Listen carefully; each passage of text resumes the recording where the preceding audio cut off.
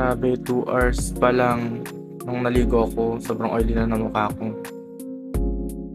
Kaya nag-search ako sa TikTok kung ano yung best product na gamitin. Tapos ito yung nahanap ko. Wait lang. Ito yung nabili ko. Facial wash siya. Open natin. Kararating lang kanina. 105 lang to.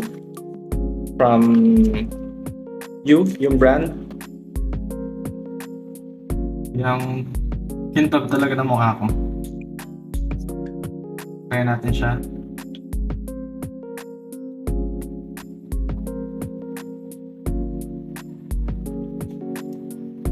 Dapat pala binasa ko muna yung mukha ko.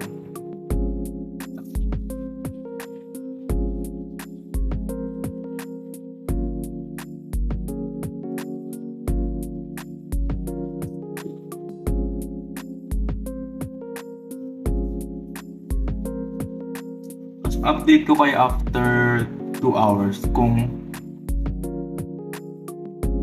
malilesen ito yung pagiging oiliness sa mukha ko. Bang. Woo! See you after 2 hours. 2 hours later. Hello, update ko lang kayo dun sa ginamit kong facial wash. Ito yung status sa mukha ko after 3 hours. Lampas na ng 2 hours. And pag makikita nyo, nabawasan talaga yung pagiging oiliness ng mukha ko. Also guys, this is a series, so make sure you like, subscribe, and follow for more videos. Bye-bye!